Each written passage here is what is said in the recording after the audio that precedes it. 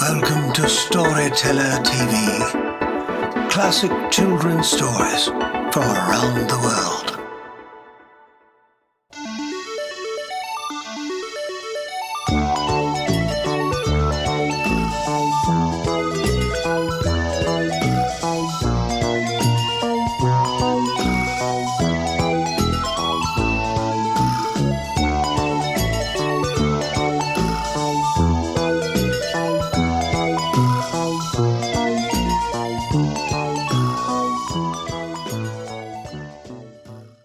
Little Spook of Spook Hall.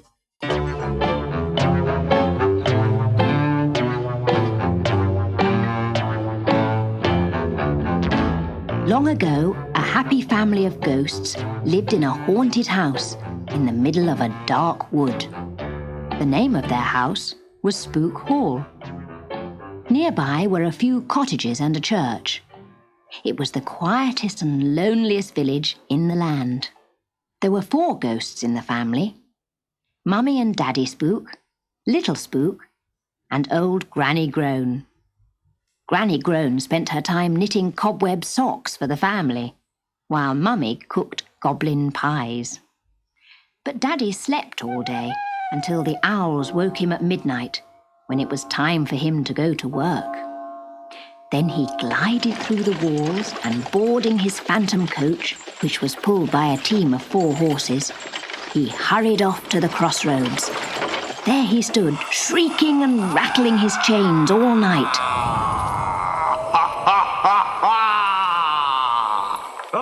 His coach driver, a headless skeleton who wore a top hat, was named Mr. Bones.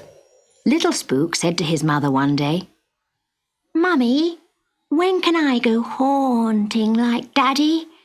It would be such fun to stand at the crossroads and scream." But Mummy replied, "You're far too young, dear. Why, you don't even know how to scream properly yet. Now eat up your goblin pie like a good little ghost." "In my young days, nobody ever went haunting until they were at least 10 years old," grumbled Granny Groan. And she went on knitting lots and lots of cobweb socks. That night, Little Spook sat in front of his bedroom mirror in his white nightshirt, trying very hard to scream like a grown-up ghost. But he could only manage a tiny, stifled squeal. "Oh, dear, I don't think I'll ever become a proper ghost," he said to himself. And he decided to ask his friends for help. The next day, he visited Hoot the Owl, who lived in the church tower. "I see your problem, Little Spook," said Hoot.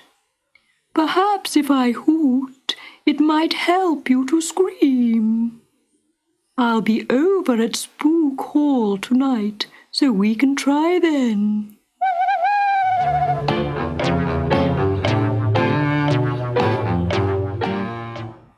Next, Spook asked Karloff the monster cat, who was kind-hearted but very ugly, to come and meow and howl. "Sure," said Karloff. "I'll see you tonight. My yowls are bound to help." Then he set off to find Monty, the invisible mouse. No one actually ever saw Monty, but you always knew when he was around because he wore tiny Wellington boots, which made dreadful noise as he ran along the floorboards. "Yes, I'll come too," said Monty. "And I'll do my squeak. I've got the loudest squeak in the world."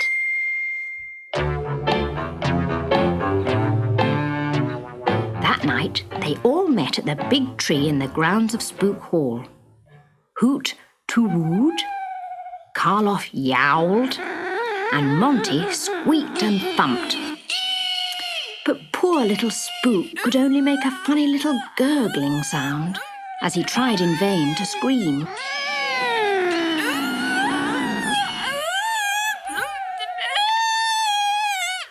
They made so much noise that all the neighbours woke up and complained.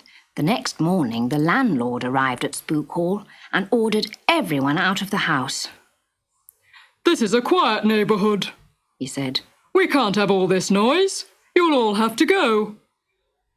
So all the family, except little Spook and his friends, who hid in the attic, drove off in the phantom coach. "Boo-hoo," cried Mummy Spook. "What's to become of my little Spook? Left all alone. Poor little ghost. He's too young even to scream." Not long afterwards, Mr. Gubbins, a new tenant, arrived at the hall. "I'll try the place for just one night, and if I like it, I'll stay," he told the landlord. But he did not wait until morning to make up his mind, because when he sat down in the armchair, he woke Karloff, and the monster cat scratched him viciously. "Help!" yelled Mr. Gubbins as he ran out of the house. "It's a vampire cat!" He ran into the garden, out of the front gate, and was never seen again. The next day, the landlord brought in old Mr. and Mrs. Gammett. "We'll give the place a try for one night, and if we like it, we'll stay," they said. Just as the clock struck midnight, Monty bit Mrs. Gammett's toe. "Help! Help!" screamed the Gammets. "The house is haunted!"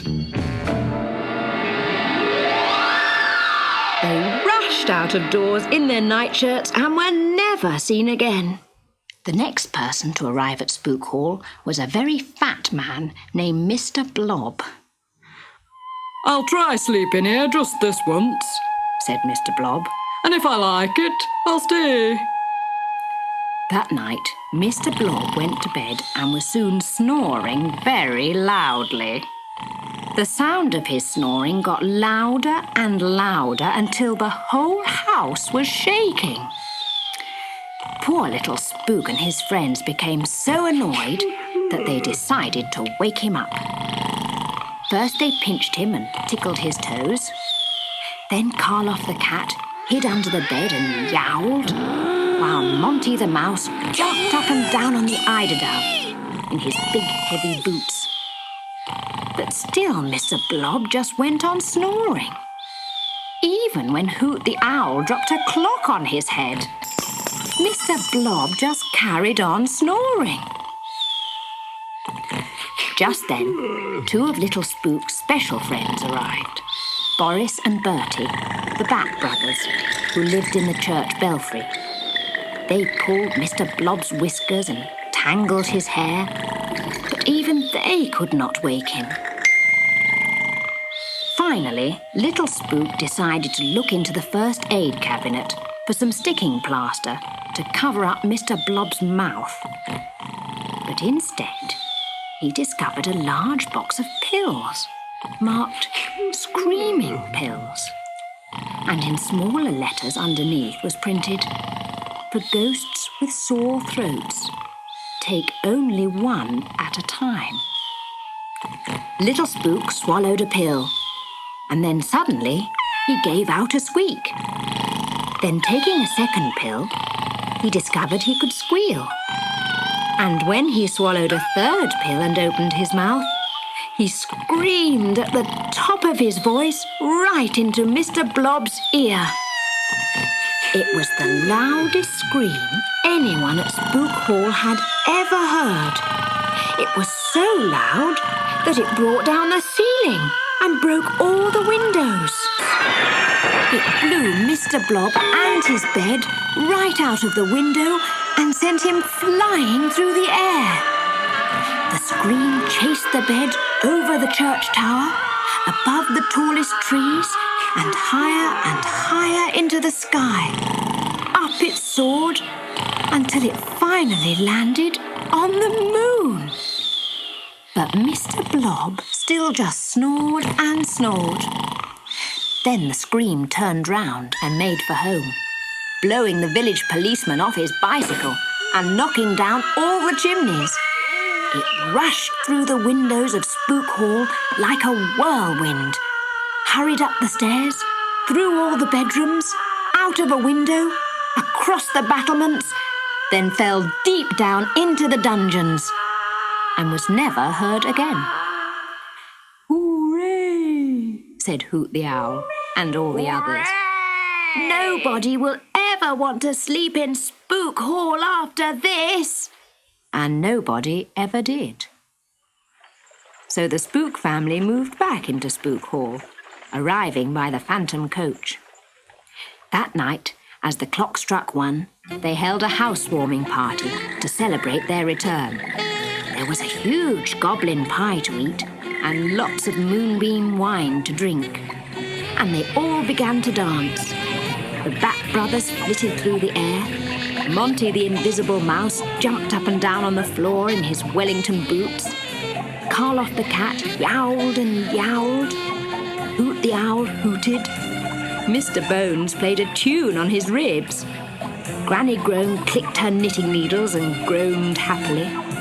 Mummy Spook cried joyfully, and Daddy Spook shrieked and rattled his chains. But the loudest shrieks of all came from Little Spook, for he had learned to scream at last. And while everyone else danced and sang, Little Spook just screamed and screamed for joy. He was the happiest ghost in the